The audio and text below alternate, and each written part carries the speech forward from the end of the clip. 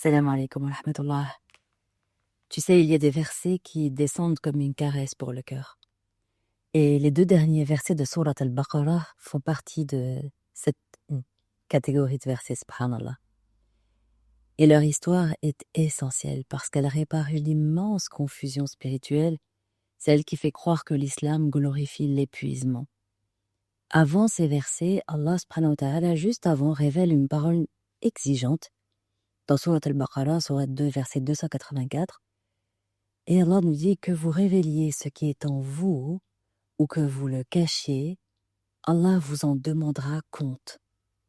Et quand ce verset est révélé, le cœur des compagnons trembla.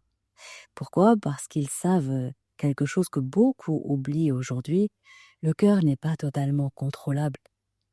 Et les pensées, les peurs involontaires, les réactions et les contrariétés, les faiblesses intimes, tout ça, en fait, ils pensent à tout ça et disent, on devra rendre compte de tout ça. Et ils se disent, mais comment nous serons jugés sur ce que nous ne maîtrisons pas toujours, en fait? Et ils vont voir le prophète alayhi salam avec une inquiétude humble. Et le prophète alayhi salam leur répond avec douceur. Il leur dit, dites simplement, nous avons entendu et nous avons obéi.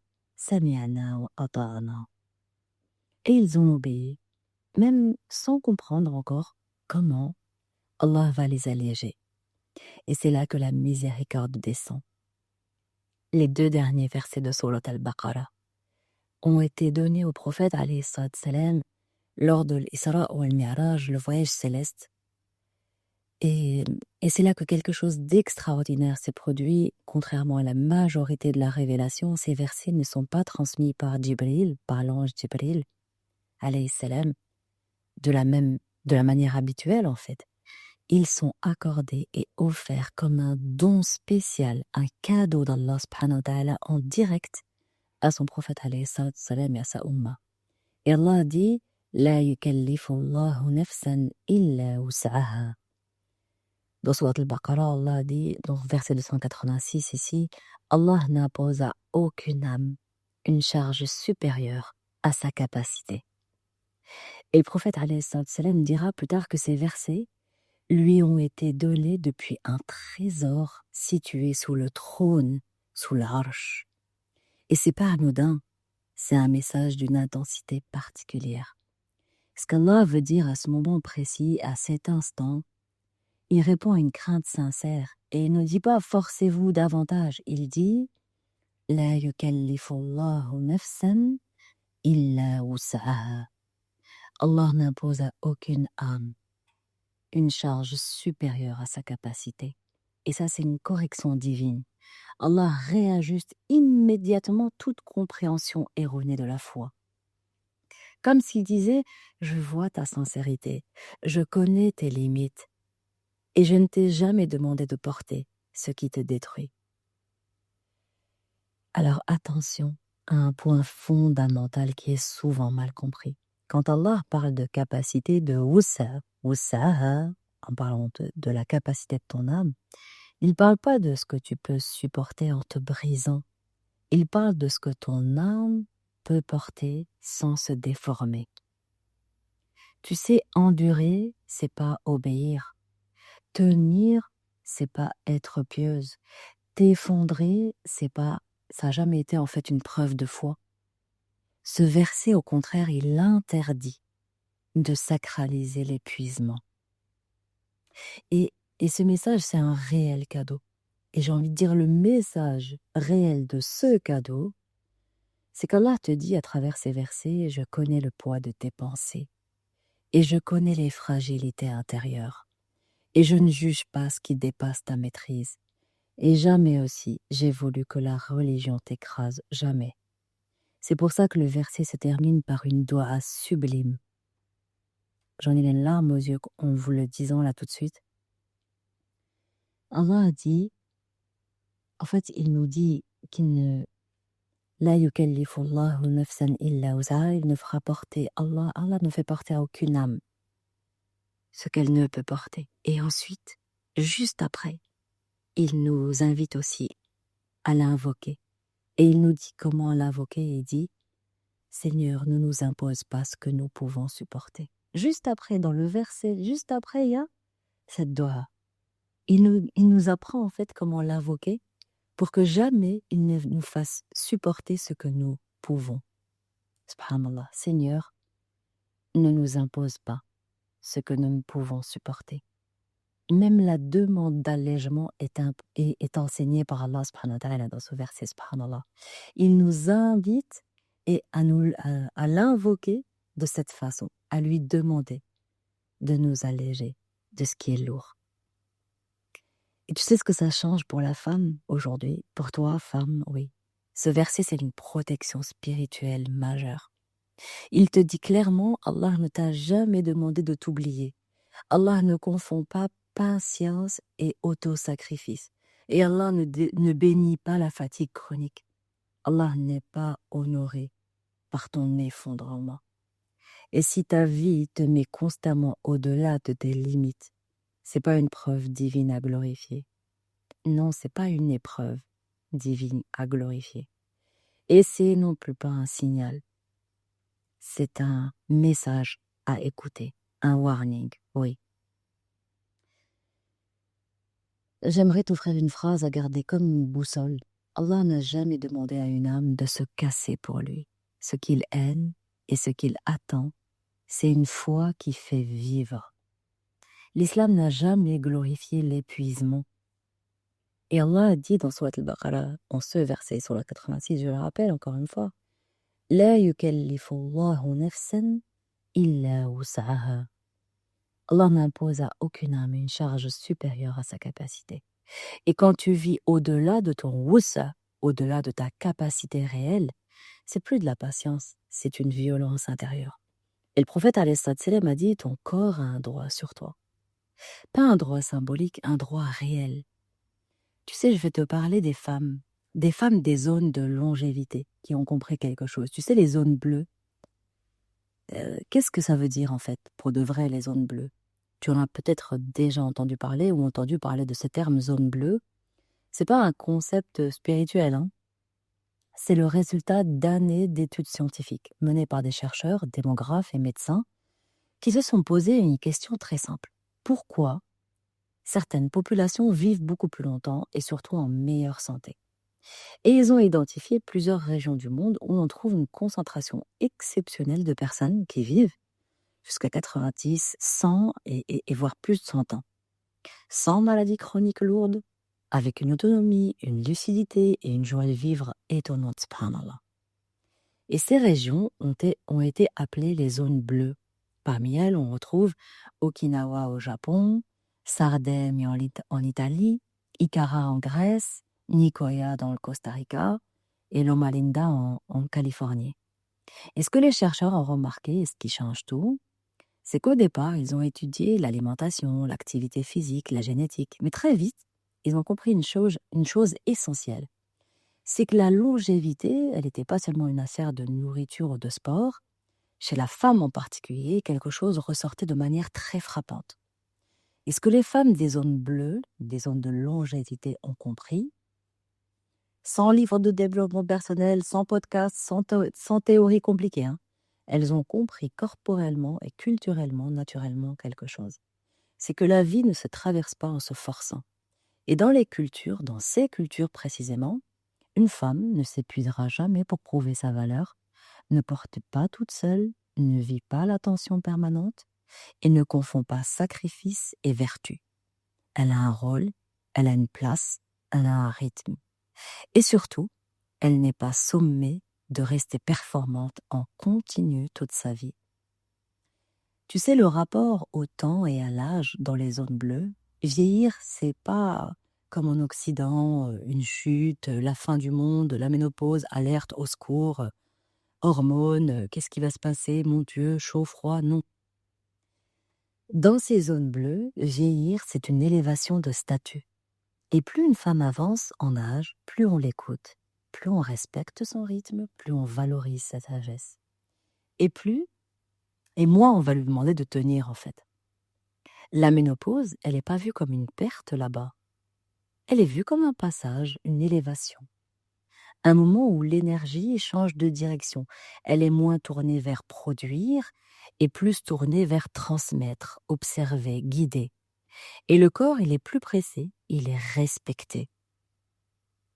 Il y a un secret invisible là-bas, c'est le système nerveux. Et les chercheurs l'ont formulé plus tard avec les mots de la conscience moderne, évidemment de la science moderne aussi. Ces femmes vivent dans un état de stress très bas, de sécurité relationnelle élevée, de sécurité émotionnelle élevée et de rythme lent mais constant. Leur système nerveux est rarement en alerte. En fait, là-bas, il y a peu de vigilance chronique et il y a peu de tension permanente. Il y a peu de je dois. Tu vois ce que je veux dire? Résultat, excuse-moi, les hormones, elles sont plus stables, l'inflammation, elle est plus basse, et le cœur, il est plus résilient, et le cerveau, il est plus protégé. La longévité, elle n'est pas arrachée dans ces pays, elle est permise, subhanallah. Elle est installée, elle est autorisée, c'est une invitation. Et le point commun le plus puissant et le plus oublié, c'est que ces femmes ne visent pas contre leur corps. Quand leur corps ralentit, elles ralentissent. Quand l'énergie baisse, elles baissent. Subhanallah. Quand leur énergie baisse, elles ajustent. Elles ajustent quand l'âge avance et elles changent de rôle. Elles deviennent le sage, la sage. Et ce que ça nous apprend à nous aujourd'hui, c'est que les femmes des zones bleues n'ont pas plus de volonté. Elles ont moins de violence intérieure. Elles ont compris une chose fondamentale. La yukallifu Allahu nafsan illa wus'aha. Allah n'impose à aucune âme plus que ce qu'elle ne peut porter. Et ce qui fait durer la vie, c'est pas l'effort constant, c'est l'ajustement intelligent. Et ça, c'est profondément féminin, profondément sage et profondément aligné avec la fitra. Oui, l'essence réelle en fait, la fitra. Les femmes des zones de longévité ont compris que vivre longtemps, c'est pas tenir plus fort, c'est se respecter plus tôt. Et elles cherchent pas à optimiser leur santé, elles habitent leur vie pour de vrai. Elles dorment quand elles sont fatiguées, elles mangent quand elles sont faim, elles bougent naturellement, et elles rient, elles parlent, elles sont reliées. Et le corps est fait en fait pour la fluidité, pas pour la contrainte. Allah ne nous demande jamais de vivre dans la dureté. وَمَا جَعَلَ عَلَيْكُمْ فِي الدِّينِ مِنْ حَرَجٍ. Dans Surat Al-Hajj, verset 78, Surat 22, Allah nous dit, il ne vous a imposé aucune gêne dans la religion. Et quand ta vie devient une gêne permanente, c'est pas une épreuve, c'est plus une épreuve, non. C'est un désalignement. Alors je te propose un petit exercice simple. Demande-toi et réponds de manière spontanée, sans te juger. Où, dans ta vie, tu te forces encore? Et réponds pas avec la tête, laisse ton cœur, ton corps répondre. Et transforme ta difficulté en doha. Ya Rabbi, je te confie mon corps, mes tensions, mes silences. Apprends-moi à vivre dans la sakina et non plus dans la survie. Et rends-moi capable de m'écouter comme tu m'écoutes, ya Allah. Alors ma sœur, tu n'as pas été créée pour survivre, tu as été créée pour vivre ta vie. La paix n'est pas un luxe, c'est un besoin vital en fait. Et parfois le plus grand acte d'adoration, c'est d'arrêter de te faire violence. Et la vérité qu'on évite de regarder souvent, c'est qu'on nous a appris on nous a appris en fait à croire que la santé, c'est une question de nourriture, de sport, de discipline. Alors que ce que montrent toutes les grandes études sur la longévité, et ce que j'ai vu pendant des années d'accompagnement, c'est que le facteur le plus destructeur, c'est le stress chronique intérieur. Et c'est pas le stress ponctuel, c'est pas une période difficile. Non, c'est le stress qui est installé, celui de la femme qui vit en résistance permanente. Le stress le plus toxique n'est pas lié au travail ou à l'argent. Le vrai stress, c'est le conflit entre qui tu es et qui tu crois devoir être. je répète, le vrai stress, c'est le conflit entre qui tu es et qui tu crois devoir être. Parce que les femmes dans ces zones bleues, elles font des travails parfois qui peuvent nous paraître pénibles, alors que nous, on pense burn-out, stress toxique, c'est l'argent, le travail, non.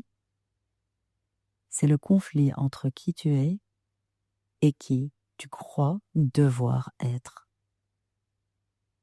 Faire un travail qui te vide, rester dans une relation qui t'éteint, t'adapter jusqu'à t'oublier. Et ton corps, lui, comprend un message très clair quand tu fais ça. Je ne suis plus en sécurité. Alors il reste en mode survie. Ton cortisol est élevé, ton corps est inflammé, tu as une fatigue nerveuse et chronique.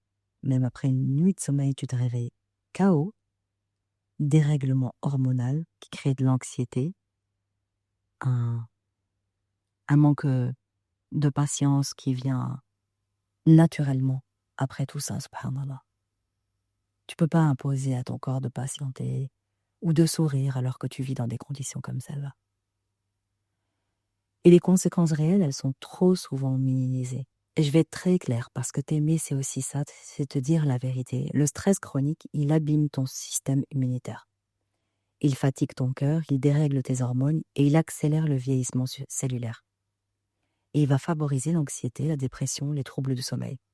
Et chez la femme, il touche en plein cœur ta joie, ta paix, ta féminité et ta sécurité affective. Le corps peut encaisser des années jusqu'au jour où il dit stop. Et c'est pour ça que j'ai créé l'accompagnement lune après lune. Pendant 12 mois, 12 lunes, chaque mois, je t'apprends à revitaliser un organe vital, à faire le ménage de l'émotion qui est associée dedans, sans parler, sans remuer le passé, tout ça, next. Juste tu revitalises, tu prends soin de toi, tu retrouves ton énergie, ton mental, ta féminité, ta dignité, et tout s'installe en paix. Parce que la yukallifu Allahu nafsan illa wusaha. Allah n'a jamais imposé à aucune âme plus que ce qu'elle ne peut supporter. En revanche, il t'a confié ton corps comme une amana, et c'est une adoration que de prendre soin de toi. De toi mentalement, de toi émotionnellement, de toi physiquement. Moi, je suis Firdaus, et depuis des années, j'accompagne les femmes à sortir de la tension permanente, de la survie émotionnelle et de l'adaptation qui épuise. Mon travail, c'est restaurer une féminité digne, stable, calme et rayonnante. J'accompagne celles qui veulent aimer sans se perdre, guérir sans se couper et avancer avec Allah comme repère. Et si ce podcast t'a fait du bien, partage-le à ceux que tu aimes pour leur être utile à ton tour. Et mille merci pour la note et le commentaire que tu laisseras. Ça me permet aussi de le faire connaître et de savoir que j'ai été utile et de continuer à avancer, Inch'Allah. Et rappelle-toi surtout que tu es bien plus. Et que tu vaux bien plus que ce que tu fais et ce que tu montres. Le podcast, tu peux retrouver mon accompagnement lune après lune et ma newsletter pour ne rater aucun de mes événements, Inch'Allah. Prends soin de toi, tu es précieuse.